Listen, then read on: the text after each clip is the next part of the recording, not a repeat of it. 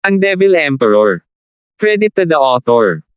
M775 hanggang 84.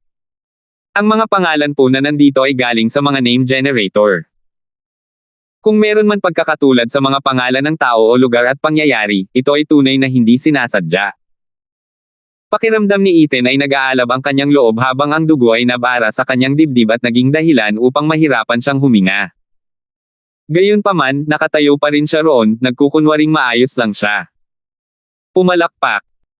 May pumalakpak, hahaha, kahit na isa kang sugatang tigreng papel, nagawa mo pa ring linlangan ang determinasyon ng 500 eksperto ng Universal Righteous Sect.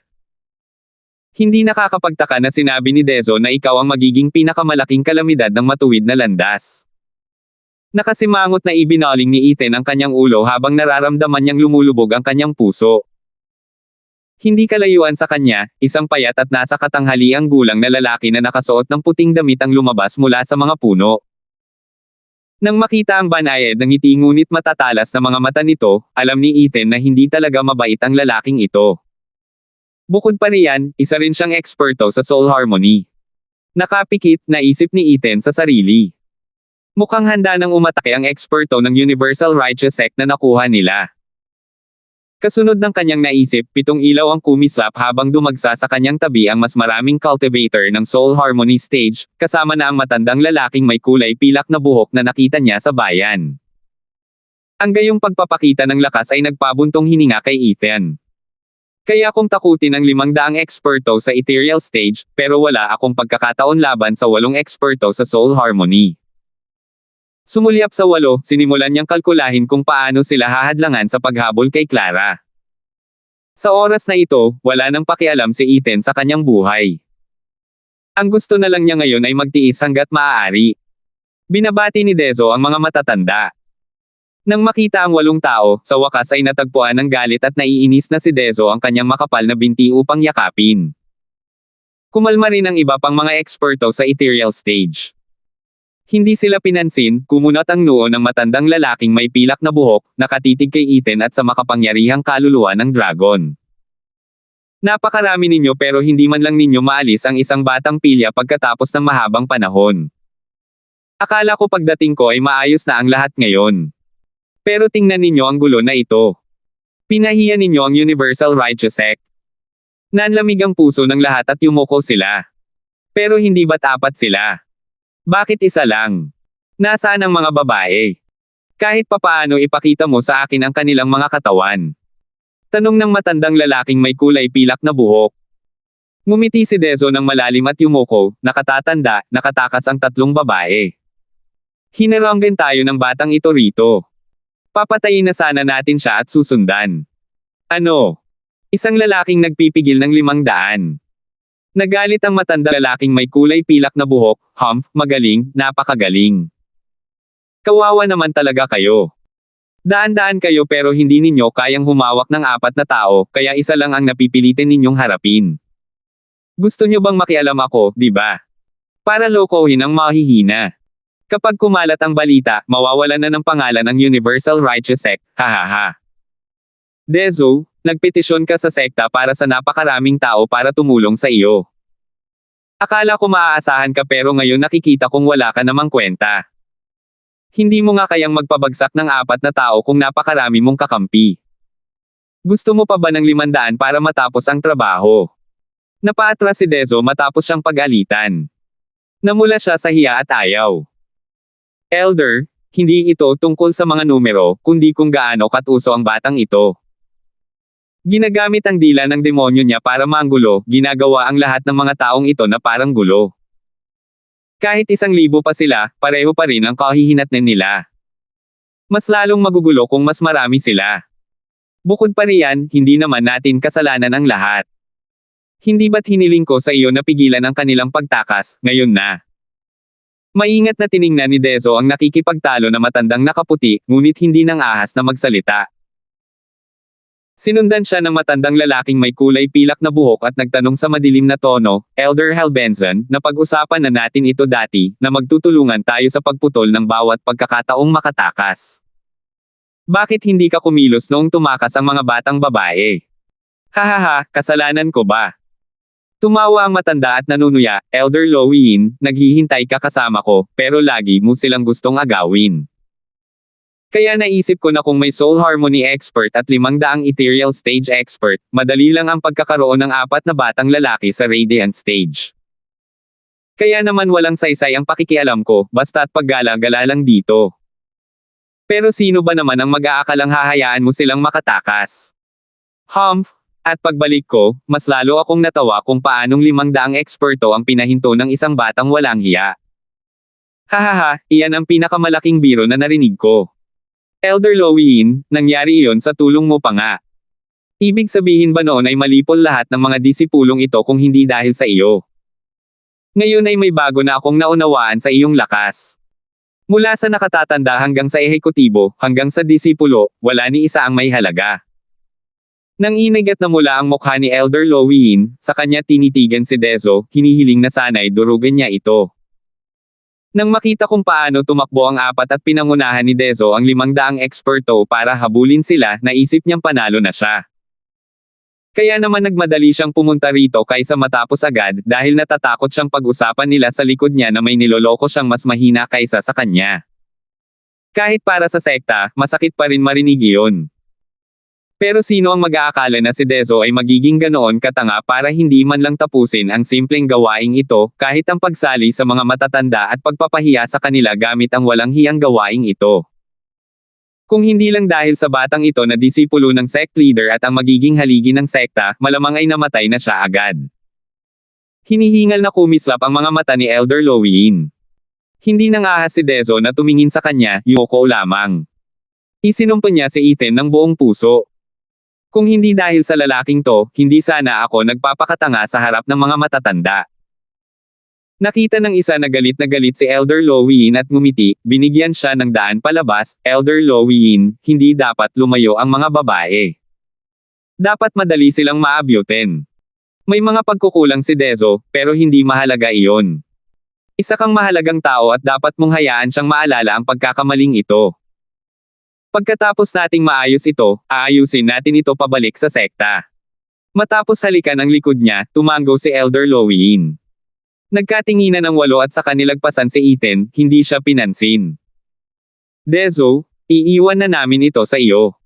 Kung hindi mo pa rin kaya sa napakaraming lalaki, humph. Babala ni Elder Lowiin. Umiling si Dezo, ngumiti si Elder Hal Benson, mga anak, huwag kayong malito sa mga sinasabi niya. Kung mapapatay ninyo siya, lahat kayo ay magkakamit ng merito. Kung hahayaan ninyo siyang makatakas, lahat kayo ay mamamatay. Opo, Ginoo. Sigaw ng lahat. Ang utos ng isang elder ay naiiba sa utos ni Dezo, isang disipulo. Madali niyang napukaw ang diwa ng pakikipaglaban ng mga eksperto sa ethereal stage na ito. Tumango ang mga matatanda at saka nilagpasan si Ethan nang hindi siya pinansin. Hindi nila naramdamang tama ang pagpatay sa kanya mismo. Kailangan pa rin nilang panatilihin ang kanilang pangalan bilang matuwid na mga magsasaka. Mas mabuting hayaan na lang nila silang ayusin ito. Kung tungkol naman sa mga batang babae, malaki ang pakinabang nila sa mga iyo. Hindi dapat sayangin ang mga konstitusyong iyon. Boom! Gayunpaman, hindi sila nakalayo nang isang papasok na pagsabog ng kapangyarihan ang nagpalipad sa kanilang mga damit mula sa buntot ng makapangyarihang Escarlata na hari ng dragon. Sabi ko naman sayo, hanggat nandito ako, walang makakalampas sa akin. Malamig na sabi ni Ethan. Tiningnan siya ng 8 elder nang may galit at gulat dahil wala silang pakialam sa isang eksperto sa ethereal stage. Nanunuya si Dezo, hahaha, Ethan, ikaw na hanggal, gusto mo talagang pigilan ang 8 elder. Alam mo ba ang pagkakaiba ng Soul Harmony stage at ethereal stage? Oo, ayaw naming sayangin ang oras sa isang tuta, may katayuan kaming dapat panatilihin. Kaya huwag mo nang ipilit. Pangiinis ni Elder Hal Benson, at saka, hindi ka karapat-dapat. Ngumiti si Ethan nang may masamang kutob, oh.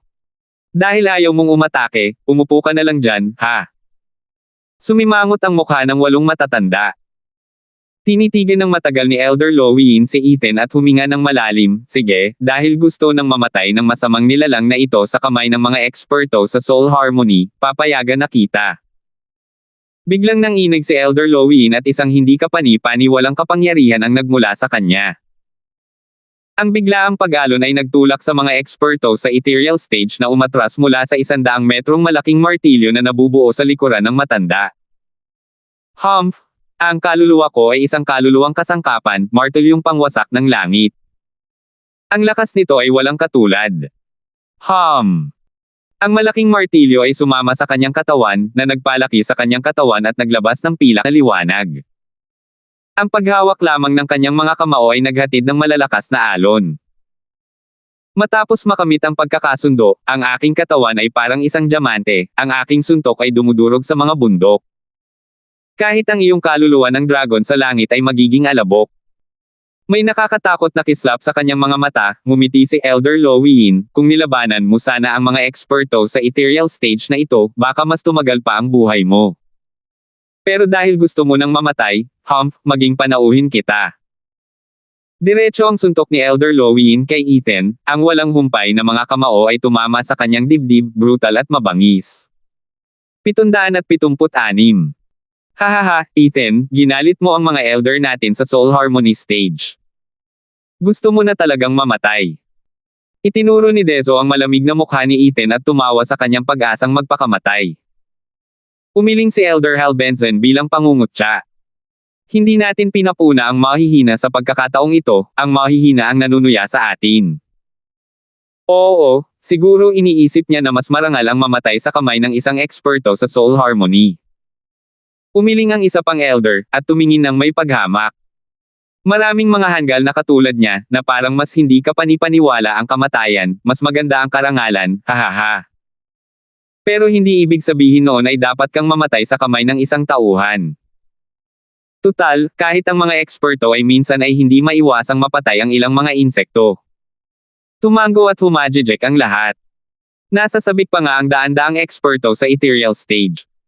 Makikita na nila ang pag-atake ng kanilang mga maluwalhating elder. Ang hangin ay nagdala ng napakalakas na hangin kay Ethan, itinulak siya pababa at dahilan para siya ay hingal na hingal at manginig.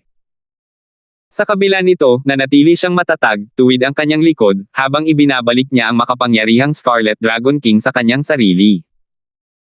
Tinaasan ni Elder Lowin ang kilay, itinuturing itong takot at pinagtawanan si Ethan dahil dito, binalik mo ang kaluluwa mo. Sa tingin mo ba ay ililigtas ka nito? Isa akong eksperto sa Soul Harmony. Dudurugin ng kamaong ito ang katawan mo at dudurugin ang kaluluwa mo. Hindi ka makakatakas. Hahaha, mali ka dyan. Binawi ko yun hindi dahil sa takot, kundi para bawasan ang saklaw ng depensa. Ngumisi si Ethan. Mas lalong natawa si Elder Lowin dahil doon. Defensive range. Hahaha, sa tingin mo ba talaga ay kaya mong harangan ang suntok ko? Kahit na may 9th grade spiritual armor ka, mamamatay ka pa rin. Mas binilisan ni Elder Lowin ang kanyang pag-atake, at agad na narating si Ethan. Napakalakas ng kakilakilabot na kapangyarihan nito kaya nabasag ang mukha ni Ethan at nagdugo ang buong katawan. Hindi mapakali ang kanyang kaluluwa na parang natatakot sa kalakasang ito sa suntok na ito. Nagkakaroon ng napakasayang karanasan si Dezo. Sa Double Dragon Gathering, ang kanyang pangalan ay naging walang halaga at ngayon ay naging walang halaga na rin sa harap ng mga matatanda. Ngunit sa wakas ay mamamatay ang kakaibang Ethan. Nagsigawan sa tuwa ang iba pang mga eksperto sa ethereal stage. Umiling ang 7 iba pang elder. Sa sobrang lalim ng agwat, nakakabagot ang laban na ito. Para itong isang tulisan na nagbabantang manakit sa isang 3 taong gulang na bata. Nang akala ng lahat ay matatapos na ito, nagbago ang kapalaran ni Ethan. Isang madugong liwanag na may bakas ng itim ang dumampi kay Elder Lowin.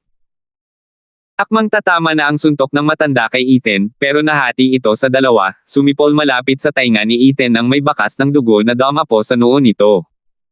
Natulala si Elder Lowin. Ngunit maya-maya, isang mapangutsyang tawa ang bumalot sa kanyang mga tainga. Hahaha, akala mo ba talaga babawasan ko ang depensa para lang harangan ang atake mo? Nagpakita si Ethan ng isang mapang-asar na ngiti, malamig na kumikislap ang mga mata. Handa lang sana akong saksakin ka. Nanginginig si Elder Lowin, hindi makapaniwala, ngunit mabilis din siyang nanginag. Tumingin siya sa ibaba para tingnan ang sarili. Nahahati siya sa dalawang bahagi, at tumutulo ang dugo mula sa kanyang mga lamang loob. Dahil umatake siya, ang mga bahagi ay dumaan lamang kay Ethan. Ngayon ay tiningnan niya ng diretso si Ethan. Wala siyang determinasyon na subukang patumbahin sila, handa na talaga siyang pumatay ng isang eksperto sa soul harmony. Kahit hindi maintindihan ng matanda kung paano ito namatay ng ganito. Gusto man lang malaman ni Elder Loween kung ano ang nangyari bago siya mamatay, ngunit walang hinihintay ang oras. Nang lumingon siya, nawala ng malay ang kanyang mga mata at bumulagta siya sa lupa. Mamamatay na may hinanakit. Sa sobrang gulat, lahat sila ay hindi makapaniwala sa kanilang nakita. Napasinghap ang mga eksperto sa ethereal stage at ang mga elder nang mapanood ang madugong bahagi ng mga ito. Isa yang eksperto sa soul harmony. Paano siya mamamatay ng ganoon na lang? Kumalabog. Isang espada na may madugong liwanag at itim na ugat ang umikot sa ere at lumipad sa kamay ni Ethan ng may masayang ugong. Parang nasa sabik ito sa kakapatay lang nito. Umalangaw-ngaw ang gutom na ugong at nagpanginig sa iba sa takot. Ang espadang iyon. Nagtinginan sina Elder Halbenson at ang anim na nakatatanda.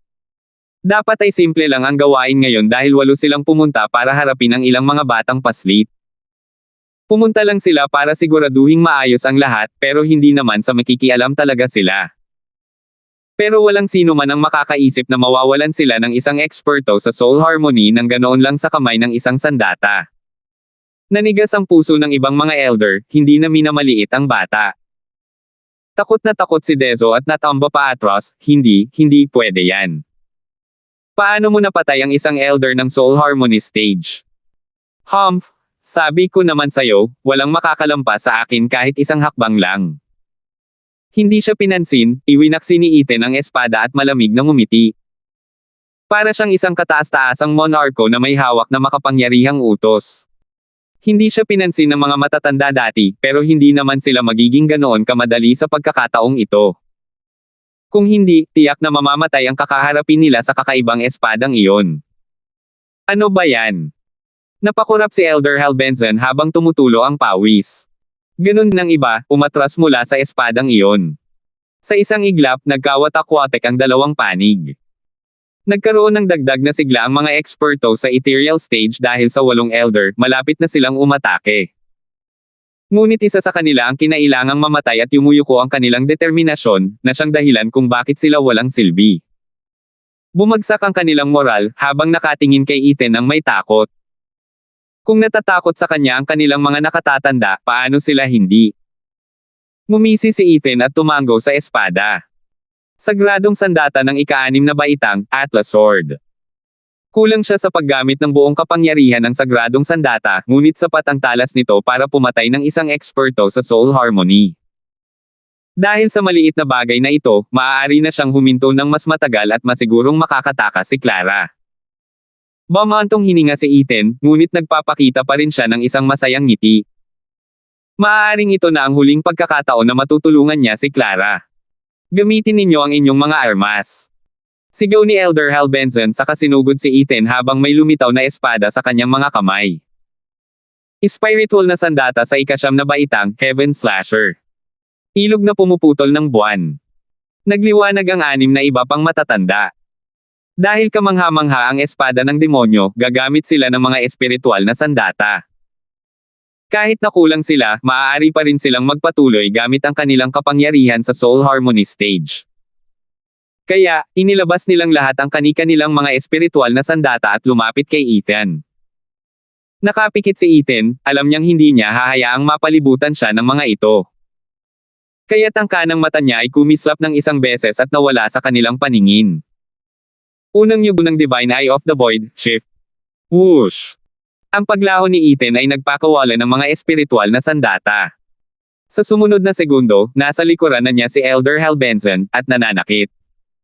Nanginig ang puso ni Elder Halbenson at naiwasan niya ang matalas na talim na iyon. Sa isang pitik ng kanyang kamay, ginamit ng Heaven Slasher ang kanyang buong kapangyarihan habang tinatadyak nito si Ethan. Boom! Isang malakas na tunog ang umalangaw-ngaw kasabay ng pagbangga ng talim at espada. Nanginginig si Ethan dahil sa lakas ng soul harmony stage na pumapasok sa kanyang katawan. Dumura siya ng dugo at natamba. Gayunpaman, ang Heaven Slasher ni Elder Hal Benson ay nag-iba, at nagkapira-piraso mula rito. Isang espiritual na sandata ng ika-9 na baitang ang nasira ng ganoon na lang. Hindi ito maaaring mangyari. Nanlaki ang mga mata ni Elder Hal Benson sa gulat, anong klaseng sandata yan? Paano kayang sirain ng isang batang Radiant Stage ang isang spiritual weapon ng 9th grade sa kamay ng isang soul harmony expert? Nanginginig ang mga talukap ng iba, lubos na natigilan. 777. Bagamat may mga grado ang mga espiritual na sandata, hindi ibig sabihin noon na maaaring gamitin ito ng kahit sino. Iba rin ang kanilang kapangyarihan. Ang isang espiritual na sandata sa ikatlong baitang na ginagamit ng isang eksperto sa soul harmony ay mas malakas kaysa sa isang eksperto sa Radiant Stage na may hawak na espiritual na sandata sa ika-9 na baitang. Pero tila hindi iyon ang nangyari dahil kahit may cultivation gap, isang soul harmony stage expert ang gumagamit ng mga spiritual weapon laban sa isang Radiant Stage expert. Kung hindi dahil sa labis na kawalang hiyaan ng espada ni Ethan, hindi sana sila gagamit ng mga sandatang espiritual para saktan ang mahihina. Gayunpaman, ang kanilang mga sandatang espiritual ay kasing pakinabang ng mga toothpick. Nakatulong lamang ito kahit isang suntok lang ang kailangan. Nayanig sila dahil dito. Ano nga ba ang bagay na hawak ni Ethan para maging ang mga sandatang espiritual ng mga nasa ika-9 na baitang ay wala na? Sinimulan nilang seryosohin ang laban na ito. Sa lakas, malinaw na mas mahina si Ethan, kasing hina ng isang tupa. Ngunit ang espadang iyon ang nagpabago sa tupa at naging isang lobo na may gutom na gana. Natakot ang mga makapangyarihang elder na ito ng Universal Righteous Sect. Galit na tinitigan ni Elder Hal Benson si Dezo, ano ba ang problema mo? Paano mo nasabi sa amin na mayroon siyang napakagaling na sandata? Elder Hal Benson, hindi ko alam. Nakaramdam ng pagkakamali si Dezo, pagkatapos ay tinitigan ng matalim si Ethan. Gaano ba kalaki ang itinatago niya? Bakit hindi niya ito ibinunyag noong nilabanan niya si Lazaro? Paano niya nalaman na ang espadang ito, gaano man ito kagaling, ay kailangang itago? Hindi niya maaaring basta-basta itong ipagmalaki at mamatay dahil dito. Tulad ng mga matatandang ito, kahit walang kaalam-alam kung sila ba ay tagapag-alaga ng kayamanan ng mga lupain sa kanluran, lahat sila ay nakaramdam ng kasakiman na magmay-ari ng isang napakagandang alahas. Kung napakagaling nito sa kamay ni Ethan, paano naman sa kamay ng isang eksperto sa soul harmony? Simulan nilang lahat ang pag-atake kay Ethan. Ang kanilang mga espiritual na sandata ay bumagsak na parang ulan. Kasabay nito, nagpakawala rin sila ng mga teknik upang masakop ang lahat ng mga base. Kayang ipagtanggol ni Ethan ang isang atake, pero hindi pareho. At kapag namatay siya, sa wakas ay maaari na nilang nakawin ang espadang iyon. Naningkit ang mga mata ni Ethan. Nakita niya ang mga ito at ngumiti. Muling kumislap ang kanyang kanang mata. Unang yugto ng Divine Eye of the Void, shift. Naglaho si Ethan at muling lumitaw sa harap ni Elder Hal Benson, na walang dalang espiritual na sandata. Natigilan si Hal Benson at umiwas habang nagmumura. Para sa pagsigaw mo ng malakas. Tigilan mo na ako. Sinira mo na ang espiritual kong sandata at ngayon ay pupunta ka pa para tapusin ang trabaho. Kung may lakas ka ng loob, iwanan mo ang espada at labanan mo ako na parang isang lalaki. Tumakas si Elder Hal Benson habang nakasunod si Ethan. Natulala ang mga nakapalibot na eksperto sa ethereal stage. Hinahabol ng isang Radiant Stage Cultivator ang isa sa Soul Harmony Stage. Nakakalito talaga. Hindi ito kailanman nangyari. Gumuho ang puso ni Elder Hal Benson sa puot, pero iyon lang iyon. Mahirap ang kombinasyon ng kaluluwa at katawan ng isang Soul Harmony Stage, pero hindi ito naiiba sa papel bago ang espadang iyon. Nakakahiya. Ang mahabol sa harap ng napakaraming tao ng isang walang hiyang batang to. Kahit na mas mabuti na iyon kaysa sa mapatay. Kaya tumakbo siya kasama si Ethan sa likuran niya. Ang tanging kulang ay ang paghingi ng tulong. Elder Hal Benson, narito ako para tulungan ka. Sigaw ng isa pang elder at itinaas ang kanyang sibat habang sinugod si Ethan. Kasabay nito, pinagsama rin niya ang kanyang kaluluwa at katawan, habang sinusuntok si Ethan. Ito ay gumagamit ng dalawang magkaibang atake. Walang paraan si Ethan para ipagpatuloy ang paghabol sa kanyang inaasam. Tungkol naman sa paglipat muli. Kumunat ang noo ni Ethan habang ang ibang mga elder ay nakabantay na sa bawat galaw niya. Kahit anong pagtatangka niya ulit na tambangan sila, handa na sila. Lumaban lang ang kaya niyang gawin. May nakakatakot na kislap sa kanyang mga mata, inihagis ni Ethan ang kanyang espada at inihagis ito sa sibat, pagkatapos ay kumislap ang kanyang braso ng mamula habang sinuntok niya ang paparating na atake. Tuwang-tuwa ang matanda, hahaha, gaano ka man kalakas, ang kamao ko ay sinusuportahan ng kaluluwa ko. Hindi ka makakatakas. Hahaha, alam ko yan. Ngumisi si Ethan at kumislap ang kanyang mga mata, babasagin ko ang iyong espiritual na sandata. Natigilan ang isa nang makitang nagpalitan sila ng pwesto ng Atlas Sword. Boom! Tinamaan ng suntok ni Ethan ang sibat, dahilan para mapa-atras siya at mapaubo ng dugo. Habang ang kamao ng matanda ay nakaharap na ngayon sa isang malademonyong espada, na nagpapadala ng takot sa kanyang mga buto. Whoosh! Kasabay ng isang mapanglo na sigaw, isa na namang elder ng Soul Harmony Stage ang sumalubong sa kanyang kamatayan. Ang kanyang katawan ay nabuwal sa isang lawa ng dugo at ang espada ay bumalik sa kamay ni Ethan. Hinihingal na pinunasan ni Ethan ang kanyang madugong bibig at nagpakita ng isang nakakabaliw na ngiti, dawa iyan. Ang iba ay hingal na hingal sa takot. Tiningnan ng anim na matatanda si Ethan na parang isa siyang halimaw, nanginginig ang kanilang mga kamao. Sa loob lamang ng maikling panahon, nawala ang dalawang elder. Baluktot ang mga panlilinlang ng batang ito. Umatake ang lahat. Nagngalit si Elder Hal Benson, ginagamit ng punk ang bawat puwang sa ating mga pag-atake para isa-isa tayong saksakin. Gamit ang kanyang espada at mga nakakatakot na kasanayan, kahit tayo ay maaaring mamatay sa kanyang talam. Nanginginig at tumango ang iba pagkaraan ng ilang sandali. Mukhang kailangan nating magpakababa. Karapat-dapat ang bata na gawin natin ito. Lumingon si Elder Hal Benson sa paligid at saka itinoon ang tingin kay Dezo. Magsama kayo ng 100 lalaki at habulin ninyo ang mga babae. Ang iba sa inyo ay sama-samang salakayin ang mga kasuklam-suklam na nilalang. Opo, Ginoo. Sumigaw silang lahat, maging si Dezo, Dezo, sana buhay ka pagbalik ko kasama ang mga babaeng iyon, hahaha. Pagkatapos ay dinala ni Dezo ang kanyang mga tauhan upang lampasan si Ethan. Boom! Gayunpaman, isang pagsabog ang dumating nang muling lumitaw sa kanilang harapan ang isang malaking pulang dragon. Nakapangilabot na sabi ni Ethan, sabi ko na nga ba, walang sino man ang dapat. Boom! Hindi niya natapos ang sasabihin dahil nanginginig ang katawan niya at umubo ng dugo. Nakita niya na isang elder sa Soul Harmony Stage ang lumitaw sa harap ng dragon at sinuntok ito. Ang matigas na kaliskis ng Almighty Scarlet Dragon King ay nagkapira-piraso habang ito ay umuungol. Hahaha, lumabas na rin sa wakas ang kaluluwa ng dragon. Ngumiti si Elder Hal Benson nang may panlilinlang, bilik mo ang kaluluwa mo para mas maginhawa ang relasyon ninyo ni Elder Lowiin at hindi para ilantad ang kahinaan mo. Pero, gusto mo silang pigilan kaya kailangan mo itong ilabas muli, ilantad sa harap ng isang eksperto sa Soul Harmony. Para sa akin, napakahalaga ng mga babaeng iyon sa iyo, higit pa sa buhay mo. Nanginginig ang mga mata ni Ethan. Kahit na umaagos ang dugo mula sa kanyang bibig at nahihilo ang kanyang katawan, nanindigan pa rin siya. Bumantong hininga si Elder Hal Benson, walang saysay. Sa isa pang suntok, madudurog ang kaluluwa ng dragon mo. Kahanga-hanga ang espada mo, pero hindi nito mapipigilan ang lahat. Hahaha, oo, may pagpipilian ka na ngayon. Isuko mo ang buhay mo o hayaan mo kaming dumaan at makuha ang mga babae. Tumawa si Dezo, pero sana ang huli ang piliin mo. Kung hindi mo babawiin ang kaluluwa mo, ang susunod na suntok ang papatay sa iyo at hindi mo mailigtas ang mga babaeng iyon. Pero kung babawiin mo ito, hindi mo ba makikita ulit ang mga babae?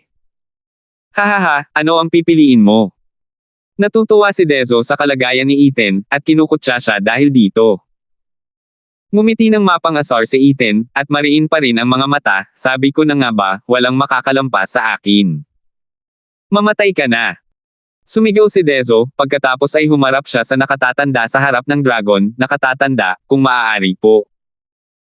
Nagpakita ang lalaki ng kislap na uhaw sa dugo at sinuntok ang likod ng dragon. Nang sandaling iyon, ang ikinagulat ng lahat ay nang tumama ang suntok, tahimik ang lahat. Pagkatapos, kasabay ng isang sigaw, ang dragon ay naging maputing itim, naglalabas ng itim na enerhiya habang nilalamon siya nito. 778. Ano? Nagbago ang kaluluwa. Napasinghap ang matanda na sumuntok sa itim na dragon at hindi makatakas dito. Sumigaw si Dezo, ay iyan ang Dragon Soul variant ni Ethan, ang Heaven Devouring Demonic Dragon King. Tama. Tumawa si Ethan at sa kasamuka ng dugo, kayang kunin ng Heaven Devouring Demonic Dragon King ang kahit anong kapangyarihan para sa sarili niya. Kahit sumuntok ang isang Soul Harmony expert, mawawala ang halos lahat ng kapangyarihan nito. Gusto mo ba akong durugin? Humph, mag-isip ka ulit. Kumislap ang mga mata ni Ethan sa pagkauhaw sa dugo at ang kanang mata niya ay kumikinang na parang ginto habang muling naglalaho ang malademonyong espada. Bumalik ito mula sa harapan ng matanda. Takot na takot at panik ang matanda, ngunit wala siyang nagawa para maalis ang kanyang kamao sa itim na enerhiya ng Heaven Devouring Demonic Dragon King. Sa huli, isa na namang panaghoy ang umalangaw-ngaw sa kalangitan nang hiwain siya ng demonyong espada sa dalawa. Bumagsak ang dugo na parang ulan nang bumalik ang nakakatakot na demonyong espada sa mga kamay ni Ethan. Nagliwanag ito ng pulang dugong liwanag na sumasalamin sa mga mata ng iba. Bukod pa rito, nakulong ka sa Heaven Devouring Demonic Dragon King, hindi ka makakalabas ng ganoon kadali, hahaha. Tumago sa kanilang mga tainga ang tawa ni Ethan, na nagpanginig sa lahat. Nakaramdam ng takot ang natitirang 5 elder, at namumuo ang pawis sa kanilang mga noo. Pangatlo na iyon. Kung hindi nila ito nakita, hindi sila maniniwala. Isang mahusay na eksperto sa Soul Harmony ang namatay sa kamay ng isang batang wala pa sa ethereal stage. At hindi lang isa. Ang talo ay sadyang kakaiba at mabangis. Kahit ang isang eksperto sa Soul Harmony na nagkakaisa ang kaluluwa at katawan ay hindi kayang hawakan ito. Ngunit ano pa nga ba ang mayroon ng bata bukod sa espada? Wala na siyang ibang ginamit na maaaring magbanta sa kanila. Gayunpaman, lubos nilang naunawaan ang kapangyarihan ng espadang iyon at sila ay alerto. Kahit na maingat silang umiwas sa talim nito, isa-isa pa rin silang natamba. Hindi na ito problema sa espada, kundi kay Ethan. Isa siyang banta sa lahat. Ang kalunos-lunos na pagkamatay ng tatlo sa kanila ay nagpaamin sa mga matatanda na sila ay nakaharap sa isang mapanganib na kaaway. Hindi lang ang espada, kundi pati na rin ang gumagamit nito. Naningkit ang mga mata ni Elder Hal Benson at sumigaw, sumakay kayong lahat. Ano man ang kapalit, kailangan nating kunin ang ulo ng kasuklam-suklam na nilalang na yan. Hahanapin natin ang mga babae pagkatapos nating makuha ang bangkay niya. Elder Hal Benson, masyadong malakas ang espada niya. Malaki ang mawawala sa atin. Nanginginig na wika ng isang elder. Umiling si Elder Hal Benson at nagngalit ang mga ngipin. Wala tayong pagpipilian. Masyadong kakaiba ang bata. Kung susubukan natin ang iba pa, hindi tayo mananalo. Ang pinakamahusay na paraan ay lunurin siya ng mga numero, gamitin ang higit na lakas sa mahihina. Kapag abala siya sa pagtataboy sa ating lahat, siguradong mamamatay siya. Pero, walang pero. Pinutol siya ni Elder Hal Benson sa isang pitik ng kamay, 100 eksperto na lang sa ethereal stage ang matitira natin. Kayang-kaya ito ng Universal Righteous Sect. Pinangunahan ni Elder Hal Benson ang pagsalakay, ngunit hindi nang ahas na harapin si Ethan ng harapan, sa halip ay hinabol ang kaluluwa ng dragon, ang mga may espiritual na sandata, sa lakayin ng kanyang katawan. Ang iba, sa lakayin ng kanyang kaluluwa. Opo, Ginoo. Nang makita ang isang matanda na nagsisimula na sa pag-atake, ang iba ay sumigaw at kinuha ang kanilang mga kaluluwa. Nakita ito ng natitirang 4 na matatanda at tumango. Hinawakan nila ang kanilang mga espiritual na sandata at sinugod si Ethan habang inilalabas ang kanilang makapangyarihang kapangyarihan. Parang 2 bundok ang gumuho. Ang isa ay para kay Ethan at ang isa naman ay para sa kaluluwa ng dragon. Kahit alin ang tumama, mamamatay siya sa alinmang paraan. Gayunpaman, hindi siya nakaiwas dahil nasa likuran niya ang mga babae. Hahaha, Ethan, gusto mo bang gamitin ang sarili mo para protektahan ang mga babae? Tapos lalakarin ko ang bangkay mo at dadumputin sila. Sinundan ni Dezo si Hal Benson habang sumisigaw, tingnan mo kung paano sa loob ng 15 minuto ay mamamatay ka at mapapahamak. At sa iyong pagbagsak, ang mga batang babaeng iyon ang susunod. Mawawala ang lahat ng iyong ginawa. Wala kang mailigtas. Nanginginig ang noo ni Ethan. Mukhang medyo mahina siya, pero may bahid ng kislap ang mga mata niya, talaga. Salamat sa paalala. Mukhang mabubuhay pa ako ng matagal kahit papaano. Nagpakita ng malademonyong ngiti si Ethan at nagsenyas. Berianti ng kaluluwa, hari ng dragon na naglalayag. Whoosh! Binawi ng malademonyo na dragon ang itim nitong enerhiya at nagsimulang takpan ng asul na apoy ang katawan nito. Napaigtad si Elder Hal Benson ngunit bago pa siya makapag-react, ibinuka ng asul na dragon ang bibig nito upang magpakawala ng isang bulk zone ng asul na apoy sa daan-daang kaluluwa sa paligid. Hooray! Mga panaghoy at iyak ang narinig sa paligid dahil ang alon ng mga kaluluwa ay hindi pa man nakakarating sa kaluluwa ng dragon at sila ay nasusunog sa isang asul na impyerno. Ang kanilang mga katawan ay nabigla at nanginginig sa sakit. Ang mga malas na hindi naka-address ay sinunog na lamang at wala nang natira. Sa isang iglap, 12 ng mga eksperto sa ethereal stage ang nawala sa mundong ito. Napasinghap ang lahat sa gulat. Kahit si Dezo ay hindi inakala na ang asul na dragon na naging pasibo sa laban ni Lazaro ay maglalabas ng ganoong kapangyarihan. Napakarami nitong napatay at 100 ang malubhang na sugatan. Paano nila malalaman na ang Chaos Asher Flame ay isang banayad na apoy, mas mahina sa laban kaysa sa isang mabangis na apoy, tulad ng Decimating Golden Flame, na galing pa rin sa isang sagradong halimaw? Mas mahina lang ito kumpara sa gininto ang dragon na iyon. Kung inakala mong mahina ang asul na dragon dahil doon, natural lang sana ang nangyari ngayon. Tinitigan ni Elder Hal Benson si Dezo, na parang sinisisi ito. Bakit hindi mo maiulat ng mas maaga ang kanyang lakas? Paano nalaman ni Dezo? Nanunood lang siya sa laban, hindi sumasali. Alam lang niya na matapang ang Almighty Scarlet Dragon King habang ang iba ay laging nasa depensa. Pakiramdam ni Dezo ay umiiyak. Ngayon alam na niya kung gaano kapait ang laban ni Lazaro at Ethan. Ang kanilang laban ay lampas sa kanilang entablado, isang bagay na hindi maintindihan ng mga manunood. Mayroon pa bang ibang kasanayan ang batang yun? Sabihin mo na sa akin ang lahat ng alam mo. Nagngalit si Elder Hal Benson at tumahol. Umiling si Dezo, nanlalabo ang kanyang mga mata, wala na dapat natitirang magagandang galaw. Kahit na mayroon siyang ibang variant, isang lilang dragon, ginagamit iyon para sa mga pagtambang, at mahina iyon. Ugong. Parang may hudyat, kumislap ang lilang kidlat na parang mga alon at tinawid ang impyerno upang tamaan ang daan-daang kaluluwa. 12 ng mga kaluluwa pa ang namatay ng oras na iyon at 12 ng iba pa ang umatras na may malulubhang sugat. Ito ba ang ibig mong sabihin sa isang mahinang variant? Nanginig ang mukha ni Elder Hal Benson at gustong sampelan ang bata papunta sa kabilang buhay. Yumuko si Dezo, nagtataka sa loob. Bakit mukhang mahina si Ethan noong nakikipaglaban siya kay Lazaro sa Double Dragon Gathering?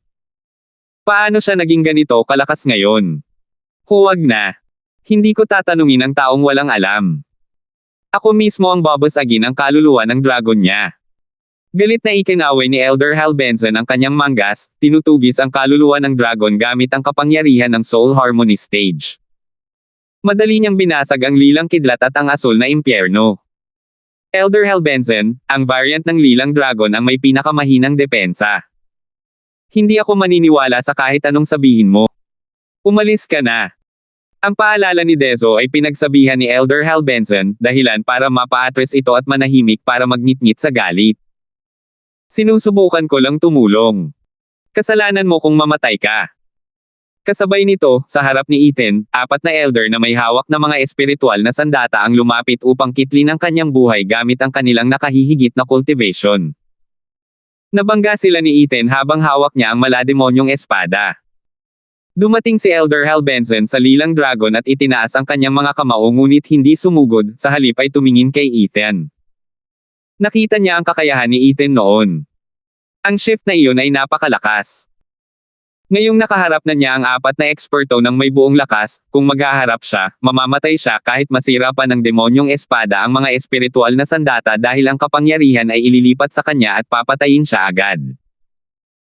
Ngunit kung lilipat siya palayo, iyon ang pinakamagandang sandali para kay Hal Benson para patayin ang kanyang kaluluwa at wakasan ito.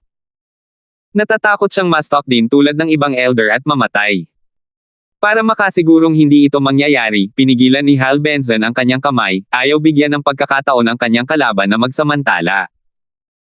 Kahit na maabutin siya ni Ethan, maaari niya itong agad na tumakas at hilahin palabas habang ang apat na nakatatanda ay nakatuon sa kaluluwa ng dragon.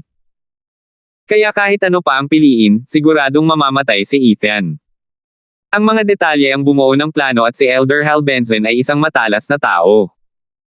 Kaya naman pinili niyang huwag nang mag-alala para makita kung ano ang pipiliin ni Ethan. 779. Boom! Bumangga ang espada ni Ethan sa mga espiritual na sandata ng apat na nakatatanda, dahilan para magkapira-piraso ang mga ito. Naubo ng dugo si Ethan dahil sa engkwentrong iyon, at ang kanilang kapangyarihan ay nagdulot ng matinding pinsala sa kanyang katawan. Tumawa si Elder Hal Benson, wala na bang lakas ang batang ito para gumalaw ng ganoon ulit? Sa tatlong pagpipilian, siya ang pumili ng pinakamabilis na mamatay. Sumuko na ba siya sa paglaban? Mas mabuti na ito. Malamang na puro lumpia na ang laman loob niya ngayon at hindi na niya magagamit ang espada. Sunod, babasagin ko na lang ang kaluluwa ng dragon niya.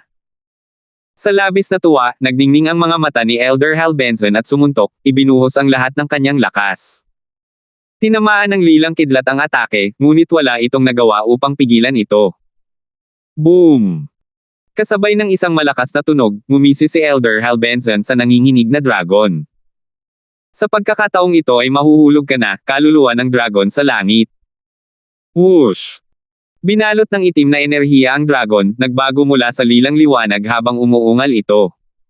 Hahaha, nakikita ko na ngayon. Sa kritikal na sandali, magbabago ka sa isang malademonyong dragon para ikalat ang aking kapangyarihan.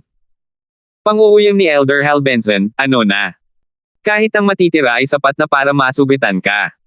Ang tanging maganda sa kaluluwa ng dragon na ito ay kaya nitong magpalit ng anyo at mamatay lamang. Pero papatayin pa rin kita kahit ano pa man ang mangyari. Akmang susuntok ulit si Elder Hal Benson, pero hindi niya magawa. Nakadiin ang kamao niya, katulad ng sa matandang iyon. Nangutya, nang inig ang katawan ni Elder Hal Benson at naglabas ng mas maraming kapangyarihan para ikalat ang itim na enerhiya habang hinuhugot niya ang kanyang kamao. Humph! Ethan, wala nang silbi ang iyong katawan at hindi mo magagamit ang agarang galaw na iyon. Ang iyong dragon ay maaari lamang huminto ng ilang sandali. Ang pakikipaglaban sa iyong katawan ay maaaring maging isang banta sa amin, ngunit ang iyong kaluluwa lamang ay hindi maliligtas. Mamatay ka! Elder Hal Benson. Gayunpaman, isang sigaw ang narinig mula sa apat na matatanda. Paglingon niya ay nagtanong, ano? O hindi pa sira ang mga espiritual na sandata namin? Gulat na hinawakan ng isang elder ang kanyang espiritual na sandata habang sumisigaw. Napaigtad si Hal Benson at maingat na tumingin upang makita na hawak nila ang kanilang mga sandata habang si Ethan ay umuubo ng dugo sa harap nila. Nanginginig siya ngunit ang malademonyong espada ay may parehong lakas. Anong nangyari lang? Kung hindi nasira ang mga espiritual na sandata ng apat na nakatatanda, ibig sabihin ay hindi sila makakalaban ng malademonyong espada. Ngunit bakit naman mamamatay si Ethan sa paggawa nito? Para iwan ang kanyang kaluluwa. Naguluhan si Elder Hal Benson. Gayunpaman, isang biglaang alon ng pagkauhaw sa dugo ang nagmula sa likuran. Gulat na natarante si Hal Benson at sinubukang umiwas, para lamang matuklasan na ang kanyang kamay ay nakaipit pa rin sa itim na dragon, bagaman tatagal lamang ito ng 4 na sandali. Higit pa sa sapat para patayin siya. Paf! Paf! Kasabay ng pagtalsik ng dugo, naputol ang katawan ni Elder Hal Benson. Naranasan ko na. Nang inig ang mga labi ni Elder Hal Benson, pinilit ang sarili na lumingon, at nakita ang malamig na mga mata at duguan na bibig ni Ethan, anong nangyari? Ubo. Patuloy na umubo si Ethan, kahit na walang ekspresyon ang mukha niya, kahit gaano ka pa mag-ingat, sa oras na manalo ka, mararamdaman mong wala kang talo. Ibinigay ko lang sa iyo ang sandaling iyon lang. Tiningnan ni Elder Hal Benson si Ethan na nakalutang sa ere pagkatapos ay ang Ethan sa likuran niya na may malabong mga mata. Bakit dalawa siya? Hahaha, krimen ang kamangmangan. Wala kang paraan para malaman ang lahat ng kaya kong gawin. Nakangiti, ang kanang mata ni Ethan ay kumislap sa tatlong ginintoang halo, ikatlong yugto ng Divine Eye of the Void, Mirage World. Whoosh! Ang may hawak ng demonyong espada ay patuloy na bumubuga ng dugo ngunit nawala rin sa sumunod na segundo, naiwan na lamang ang Ethan sa likod ni Hal Benson, habang nakangiti sa apat na natitirang Elder. Ilusyon. Naunawaan ng lahat na kahit sumulpot si Ethan sa likuran ni Elder Hal Benson, hindi pa rin niya ito mapapatay kahit hawak siya ng kaluluwa ng dragon. Kailangan niya muna itong akitin. Pero dahil nakita na ng matanda ang kanyang panlilinlang minsan, mabibigo rin kaya siya. Kaya gumawa ng ilusyon si Ethan, hinayaan si Hal Benson na isipin na kaharap niya sila ng harapan at hinayaan siyang salakayin ang kaluluwa ng mapayapa. Madaling masira ang ilusyon dahil natuklasan ng apat na elder na ang kanilang mga espiritual na sandata ay hindi nadurudge ng makipaglaban sa malademonyong espada. Ngunit si Elder Hal Benson, na wala roon, ay nakita lamang na epektibo ang plano at hindi maiwasang sumugod din. Sa sandaling iyon, sinamantala ni Ethan ang pagkakamali ng matanda. Tumingin si Elder Hal Benson sa langit habang nawala ng malay ang kanyang mga mata at siya ay namatay. Ang dalawang bahagi ng kanyang katawan ay bumagsak sa lupa, ang kanyang mga mata ay walang hanggang nakadilat sa panghihinayang. Sino ang mag-aakala na ang isang mahusay na eksperto sa soul harmony ay mamamatay ng may ganitong pagsisisi? Apat na iyan. Nanginginig sa kaibuturan, tiningnan ng apat na natitirang matatanda si Ethan na hingal at suka ng dugo, ngunit takot lamang ang kanilang naramdaman habang sila ay umatras. Wala pa nga siya sa ethereal stage, nasugatan at napapaligiran na rin, pero nakapatay pa rin siya ng isang eksperto sa soul harmony. Ang unang pagkakataon ay isang himala, ang pangalawa ay isang aksidente, pero ang pangatlo ay umatake silang lahat para maiwasan ang pagkamatay ng iba. Pagkatapos ay dumating ang pang-apat na pagpatay at nagpatunay na mayroon pa rin siyang kapangyarihan. Parang lumulubog ang puso ng apat na nakatatanda habang nakatingin sa mababanges na mga matang iyon. Sino ba talaga itong lalaking ito? Sa huli, sila ay naging mga titibay na tagapagsaka sa loob ng maraming taon, at agad na nakabawi pagkatapos ng kaunting pagkabigla. Mga eksperto sila sa soul harmony. Paanong napatay ng isang simpleng radiant stage freak ang apat sa kanila? Umatake. Umatake kayong lahat. Walang plano, patayin niyo lang ang batang yan kahit ano pa ang mangyari. Sa wakas, nang mamatay ang apat sa kanila, nabaliw ang mga matatanda habang sumisigaw, diretsyong sinugod si Ethan.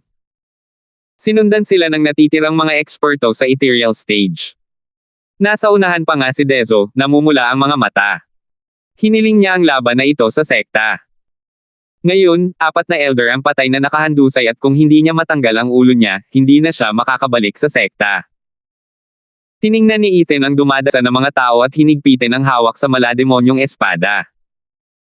Huminga siya ng malalim at nagngalit ang kanyang mga ngipin habang sumusugod gamit ang kanyang pagod na katawan.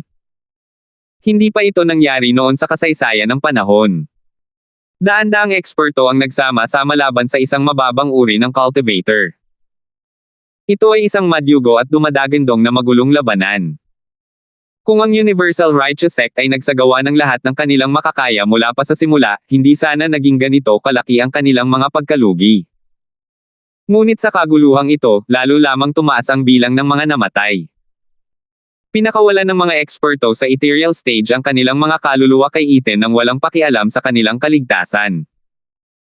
Ang asul na dragon ni Ethan ay bumuga ng apoy na pumatay sa marami, ang lilang dragon ay nagpadala ng lilang kidlat na mas lalong nagpaso.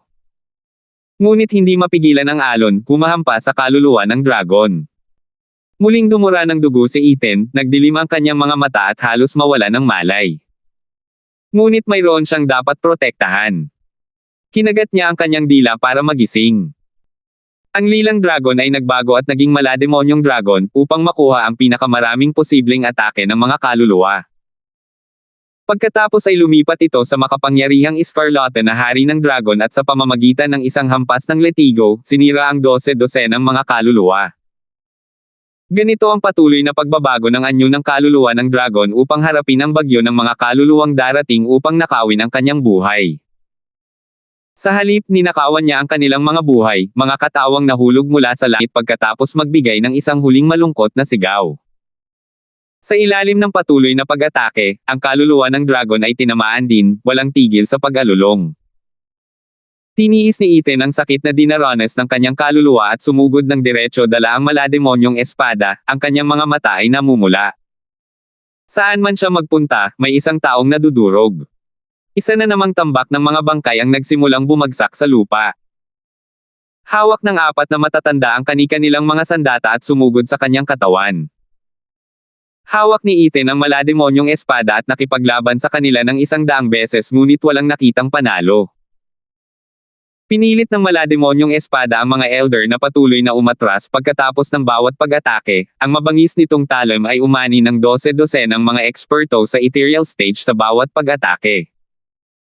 Walang sino man ang makalapit sa kanilang labanan habang ang bawat isa ay naglalaban para makuha ang kalamangan. Matagal na itong hindi na naging patibong, naging isang mapait na digmaan, 500 tao laban sa isang tao. Ito ay isang ganap na kaguluhan. 780. Nasaan ako? Bumaba ang mabigat na gabi ng gumapang palabas mula sa damuhan ng isang duguan na lalaki. Ang amoy ng dugo sa paligid niya ay nagpapaubo sa kanya, minsan ay nagpapasuka pa. Ang maaliwalas na buwan ay nagpadala ng banayad na sinag, at sumisinag sa mukha ng pagod na lalaking ito. Nakapamewang, nag-isip si Dezo bago tumayo. Inutusan siya ng kanyang sekta na patayin ang demonyong si Ethan. Ngunit masyado lamang siyang malakas, hindi niya ito kayang talunin kahit na mas marami ang kanyang bilang. Ang huling hampas ng makapangyarihang Scarlet Dragon King ay pumatay ng napakaraming tao, at dahil nasa unahan siya, kahit na nakaligtas pa siya rito, ngayon lang siya nagising mula sa malakas na suntok. Hindi niya alam kung tapos na ba ang Ethan na iyon o hindi pa. Tumingin si Dezo sa buwan sa itaas at bumaantong hininga, madilim na. Malamang ay bumagsak na siya ngayon. Pero ilan ang namatay? Parang may hudyat, tila sinasagot siya ng mundo habang ang buwan ay sumisinag sa mga paa at kamay at katawang nakahiga sa duguan at putik. Kung nasaan siya ngayon, ay nasa gitna ng ilog ng dugo. Ganyan karami. Gulat na lumingon si Dezo sa paligid dahil sa impyerno at sa nakapangangilabot na palabas, sa mga paa at kamay na walang katumbas na katawan. Nanginginig si Dezo at bumulong, ano ngayon? Ano ngayon? Hindi ko maaaring ako nang sisihin sa mga pagkalugi na ito. Boom! Gayunpaman, ang kanyang pag-iisip na lumabas ay natigil nang marinig ang pagsabog at ang paparating na unos na humahampas sa kanyang mukha. Gulat na gulat, sumugod si Dezo, lumipad patungo sa apoy sa kalangitan. Ang Universal Righteous Sect ay mayroon pa ring 100 eksperto sa ethereal stage na naghahabol ng hininga at nakatitig sa kanilang kalaban ng may takot at pagkabigla. Ngunit ang mas kapansin-pansin ay ang mga damdamin ng puot at takot. Sa harap nila ay nakatayo ang 3 matatanda na nakasuot ng marurumi at punit na damit, nanginginig ang mga espiritual na sandata sa kanilang mga kamay. Hindi maaari. Buhay pa siya. Lumubog ang puso ni Dezo at biglang sumikip sa pagitan ng mga lalaki at nauuna. Ngunit ang eksenang nakita niya ay nag-iwan sa kanya ng matinding gulat. Nasa harap nila ang parehong dragon, bagamat kawawa at may mga bali na kaliskis, malapit ng huminga, iginalaw pa rin nito ang buntot nito habang nilalabanan ang karamihan ng may lubos na determinasyon. Tulad ni Ethan, lalaban ito hanggang sa huling hininga. Sa harap nito ay nakatayo ang isang lalaking nababalot ng dugo, may hawak na malademonyong espada habang tumutulo ang dugo mula sa kanyang mukha. Ang kanyang mga mata ay sumasalubong sa kamatayan, ang kanyang mukha ay patag. Ang 10-10 nakakapangilabot na sugat sa kanyang katawan ay patuloy na nagbubuga ng dugo. Ang ilan sa mga sugat ay mayroon pang tuyong dugo. Sa kabila ng lahat ng sakit at pinsala, nakatayo pa rin siya. Nakatitig siya sa mga lalaking nasa harap niya ng may patay at matatag na tingin. Iginalaw ng isang matanda ang kanyang binti at sumugod. Ang espada ay tumusok pasulong ngunit pagkatapos ay mas bumilis pa siyang umatras. Nakasimangot ang matanda at galit na tumingin sa iba, tao ba talaga si Ethan? Sinira na natin ang katawan niya ng ganito kalaki, dinurog na ang laman loob niya, pero nakapatay pa rin siya ng isang matanda. Nakapatay na siya ng 400 eksperto sa ethereal stage at napatay din ang 5 matanda sa soul harmony. Pinagbayaran niya ito, at nagtamo ng napakaraming sugat sa katawan at kaluluwa niya. Hindi ako makapaniwala na buhay pa siya pagkatapos ng lahat ng iyon. Mamamatay lang ba siya kapag napunit na ang kaluluwa niya? Napakatigas ng batang ito. Nasa Radiant stage ba talaga siya? Hinihingal ang isa pang matanda, puno ng dugo ang buong katawan habang nakatitig kay Ethan ng may kapitan. Kung gusto nating sirain ang kaluluwa niya, natatakot akong lahat tayo ay malipol. Maaaring nasa huling hininga na siya, pero alam kong ang katawan niya ay kasing tigas ng sa isang zombie. Kung gusto natin siyang patayin, kailangan nating pagbayaran ang halaga. At isipin na dati ay madali lang ang misyon na ito. Ngayon, tingnan mo kung ano ang kinalabasan nito. Tumango naman ang dalawa pa, oo. Ano? Habang nag-uusap ang tatlo, isang sigaw ang nagpagulat sa kanilang lahat. Nakita nila si Dezo na gulat habang nanginginig ito, mga elder, ano ang sinasabi ninyo? Napakarami nating nawalan. 5 elder ng Soul Harmony stage at 400 eksperto sa Ethereal stage. Bumantong hininga ang mga matatanda at tumango. Nanginginig ang buong katawan, lumingon si Dezo at galit na tumingin kay Ethan na hinihingal sa malayo. Ethan, bakit hindi ka papatay? Ako mismo ang humiling ng misyong ito mula sa sekta. Sa dami ng namatay, paano ko ito ipapaliwanag? Hindi narinig ni Ethan ang pagngangalit ni Dezo. Nakatayo lang siya roon ng may malamig na tingin. 500 eksperto sa Ethereal stage at 8 elder ang ipinadala pero hindi man lang natin mahuli ang isang Radiant stage cultivator pagkatapos ng isang buong araw na pakikipaglaban. Napakaraming tauhan at 5 elder pa ang nawalan natin. Sa wakas ay naunawaan na ni Dezo ang kinalabasan habang naghahadjejek, ano ka ba talaga? Bakit hindi ka nalang mamatay? Patuloy mo lang nilalabanan ang 500 eksperto ng Universal Righteous Sect para hindi ka maabutin kahit isang araw lang. Sinira mo ang buhay ko, sinira mo ang kinabukasan ko. Tahimik lang na nakatayo roon si Ethan. Pinaalalahanan ng iba si Dezo, nakatatanda, 3 araw na tayong nag-aaway, wala pang isang araw. Ano? Tumama ang puwita ni Dezo sa lupa dahil sa pagkabigla, 3 araw na akong wala. 3 araw na ba siyang nagtitiis? Namula ang 3 elder at yumuko sa kahihiyan. Napakaraming kalalakihan ang lumalaban pero hindi pa rin nila mapabagsak ang isang Radiant Stage Cultivator kahit na 3 araw na ang lumipas. Isa na namang kahihiyan. Sa wakas ay nakapagsalita ang tahimik na si Ethan ng may matigas na boses, hahaha, naiintindihan ko, 3 araw na ang nakalipas. Ibig sabihin, hindi mo sila mahuhuli. Dahil sa mga salitang iyon, bumagsak si Ethan at ang kaluluwa ng dragon ay pumikit at naglaho. Ang espada lang ang pumasok kay Ethan at nawala na. Gulat na gulat ang mga lalaki at tumingin sa paligid na parang natigilan.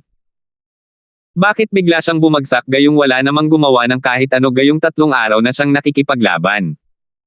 Nagulat din si Dezo. Lumapit ang isang matanda kay Ethan at bumantong hininga, nakikita ko, patay na siya. Patay na siya. Sigaw ni Dezo, pero siya ay. Umiling ang matanda, pinipigilan niya ang huling hininga niya para pigilan tayo sa paghabol sa mga batang babae. Sa huling pagsisikap na ito ay pinigilan niya tayo ng 3 araw. Sa katunayan, malamang matagal nang patay ang katawan niya, ang kaluluwa na lang niya ang natitira. Kakaiba, nababalot siya ng malalalim na sugat, bawat isa ay nakamamatay, ngunit kaya pa rin niyang tumayo.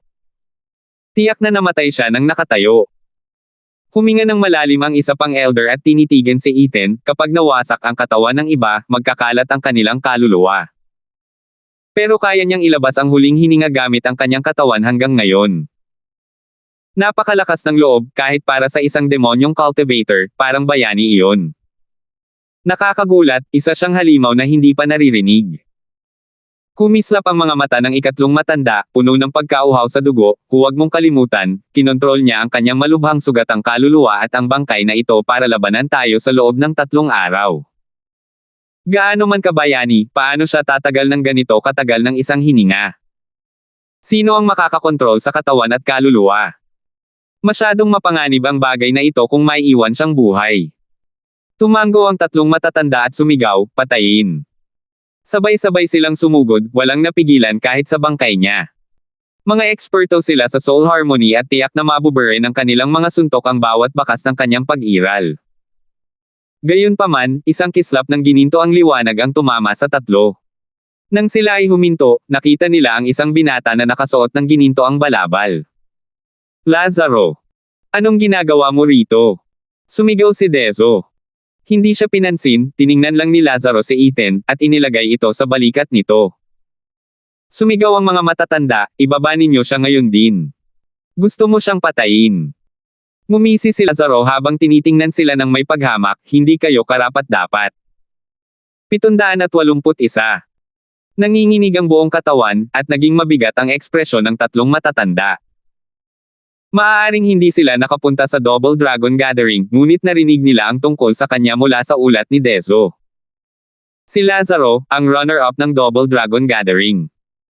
Nakalaban niya si Ethan sa parehong antas, at nagawa pa niyang itulak si Ethan paatras ng ilang sandali. Ang isang ekspertong tulad niya ay dapat kapantay ni Ethan. Sapat na ang kasamaan ni Ethan para mailagay sila sa ganitong sitwasyon, pero kung ay dadagdag pa si Lazaro, nalulungkot na sila. Gayunpaman, hindi nila pakakawalan si Ethan, na halos wala pang buhay. Masyado nang malaki ang kanilang binayaran, at kung hindi sila magtatagumpay, mahihiya silang bumalik sa sekta. Kaya, isang elder ang humakbang paarap at nagpumilit, ang Ultimate Clarity Sect ay isang matuwid na sekta tulad ng Universal Righteous Sect. Lazaro, narinig namin ang tungkol sa iyong dakilang pangalan, ang kinabukasan ng aming matuwid na landas. Bakit ka pa naparito upang iligtas ang isang batang demonyong cultivator? Kung hindi natin siya aalisin ngayon, magiging isang kalamidad siya sa mga matuwid na sekta, kasama ka na. Sigurado akong ayaw mong mapailalim sa iba, para hayaang mahulog ang titulo ng pinakamalakas na tao sa kanlurang lupain sa kamay ng isang kasuklam-suklam na demonyong cultivator. Hihihi. Ngayon, pumasok ang Universal Righteous Sect para paksain siya, para linisin ang mga demonyo at protektahan ang matuwid na landas ng mga kanluraning lupain. Magbulag-bulagan ka na lang at iwan mo siya rito. Hindi ka pagagalitin dahil dyan, tatawaging mapang-uyam o seloso. Hindi ka madudumihan at sisikat ka rin. 2 ibon na may iisang bato. Isara mo ang bitag mo. Umapila ang matanda sa kanyang debosyon at sa kanyang praktikal na panig, iniisip na tiyak na sasang-ayon si Lazaro dahil siya ang magiging pinakamalaking panalo dito. Gayunpaman, bastos na pinutol ang sasabihin ng matanda. Nakatitig siya sa madilim na tingin ni Lazaro habang galit na galit ang binata, ang talo ay talo, ang panalo ay panalo. Hindi ko kailanman ibaba ang aking sarili sa mga maruruming tukanan na ito at dudumihan ang aking pangalan bilang isang tagapagmana ng sagradong halimaw. Tagapagmana ng sagradong halimaw. Nagtinginan ng iba na may pagtataka. Ano yan? Humph, puro kalokohan lang mula sa mundo ng mga mortal. Parang nakikipag-usap sa mga baliw.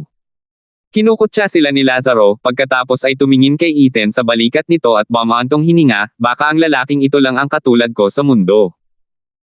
Nagningning ang kamay ni Lazaro ng gininto ang kulay at isang bowl ang kasing laki ng kamao ang lumitaw, na naglabas ng gininto ang apoy na nagliliyab. Napaatras naman ang iba dahil sa takot. Hindi nila alam kung ano iyon, ngunit naglabas ito ng tunay na kapangyarihan ng pagwasak. Ramdam na ramdam nila sa kanilang mga buto na ito ay nakakatakot. Kahit ang tatlong matatanda ay hindi ito kayang tanggapin. Napalunok sila at pinagpawisan habang tinitingnan ito. Lazaro, ano yan? Napailing si Dezo, at sa wakas ay naglakas loob na.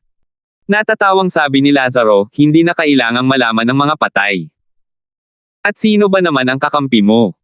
Sa mundo ito, iisa lang ang karapat-dapat. Walang kwenta ang iba. Tinapik ni Lazaro ang kanyang balikat at ang gintong bola ay tumama sa mga manunood. Sinisigawan sila ng kanilang likas na ugali na tumakas, kahit hindi nila kaya. Boom! Sa isang malakas na pagsabog na nagpakalat ng mga ulap, maging ang lupa ay nabasag. Sumabog ang gininto ang bola sa mukha ng lahat, at pinakawalan ang nagliliyab nitong apoy sa lahat ng dako. Sa isang iglap, isang impyerno ang sumibol. Nagliyab ang apoy at binaluktot ang hangin, halos masira ang espasyo mismo. Si Dezo at ang kanyang daang eksperto, kasama na ang tatlong matatanda, ay walang oras para sumigaw man lang, nalipol hanggang sa kahuli-hulihang labi. Ang impyerno ay kumalat ng libu-libong milya, sinunog ang lahat at ginawa itong impyerno. Walang natira pang buhay. Malamig na tumingin si Lazaro at saka naglaho palayo sa lugar na ito Broken Bar. Samantala Broken Bar. Whoosh! Sa kalaliman ng gabi, 3 batang babae ang tumakas, at ang nangunguna ay nagpapakita ng mga senyales ng pag-iyak. Ate Clara, 3 araw na ang nakalipas. Hindi na nila tayo dapat habulin ngayon. Magpahinga na tayo. Nakita ni Jana ang pagod na itsura ni Clara Chu at nag-alok ng kasal. Tumanggaw si Rowan, Clara, sa iyong kalungkutan ay ibinigay mo ang lahat ng mayroon ka at nasasaktan ka. Mas mabuting magpahinga muna tayo sa ngayon. Marahil ay makakabawi pa si Ethan. Hindi, ginagamit ni Ethan ang buhay niya para makatakas tayo. Paano natin siya mabibigo? Ipinikit ang kanyang mga mata, pinaggalit ni Clara ang kanyang mga ngipin, muling lumuluha ang kanyang mga mata, titigil lang tayo kapag nakarating na tayo sa Double Dragon Manor. Matatag ang boses ni Clara. Umiling ang mga batang babae at bumantong hininga. Boom! Isang malakas na pagsabog ang nagmula sa malayo na sinundan ng naglalakihang apoy. Kumalat ang matinding init sa lahat ng dako habang tinutupok nito ang lahat. Lumilipad ang mga batang babae ngunit ramdam pa rin nila ang heatwave na umaabot sa kanila na itinutulak sila sa lupa. Nang sa wakas ay makatayo sila, napanganga sila. Ang impyerno ay umabot sa langit, parang isang pasukan patungo sa impyerno. Walang nakaligtas na buhay. Kahit libu-libong milya ang layo nila, ramdam pa rin nila ang nakapapasong init nito na dumidila sa kanilang mga mukha. Mga Diyos ko, anong nangyari roon? Saan nanggaling ang apoy na ito? Napasinghap si Jana at saka sumigaw, hindi ba't naroon si Kuya Kindstone? Jana! Sigaw ni Rowan at tinitigan siya ng masama. Gulat na gulat si Jana at napansin niyang tumingin si Clara sa apoy nang may pagtataka, habang tumutulo ang mga luha. Ethan. Kasabay ng isang panaghoy, lumipad si Clara ngunit pinigilan siya ni Rowan. Clara, baliw ka ba? Sa ganitong nagliliyab na apoy, mamamatay ka kung aalis ka. Wala akong pakialam. Ethan. Nawala sa katahimikan si Clara, sumigaw ng malungkot at nagpumilit na umalis. Pinatigas ni Rowan ang kanyang puso at hinampas ang kanyang leeg na siyang dahilan ng kanyang pagkawala ng malay. Habang nakatingin kay Jana, bumantong hininga ang dalawa sa umiiyak na si Clara. Hindi pa nila nakitang ganito kabaliw ang laging may dignidad na batang babae. Talagang nagmamalasakit siya kay Ethan. Sa sakit ng puso, naawa si Jana kay Clara, pagkatapos ay nagtanong, nakatatanda na kapatid na Rowan, ano ang gagawin natin ngayon? Ano pa nga ba ang magagawa natin? Ihatid si Clara sa Double Dragon Manor. Doon lang tayo magiging ligtas. Si Kuya Kindstone? Tanong ni Jana. Habang binabalikan ang apoy, bumantong hininga si Rowan, hindi natin kayang harapin ang impyernong ito. Sana ay maayos lang siya. Pero, umiling si Rowan at ang kanyang mga mata ay puno ng kalungkutan. Yumuko si Jana, basa ang mga mata. Alam niya na sa ilalim ng ganitong mapaminsalang pagkawasak, wala nang pagkakataon si Ethan Broken Bar. Mabigat ang loob ng dalawa at isinama si Clara at ipinagpatuloy ang kanilang paglalakbay patungong Double Dragon Manor. Sa lungsod ng Rockland, ang angkan ng Larson. Ethan. Natutulog si Sheena nang bigla siyang nagising at sumigaw. Ang kanyang mga mata ay kumikinang na parang maaliwalas na kalangitan na puno ng mga bituin, ang kanyang mukha ay isang maskara ng takot.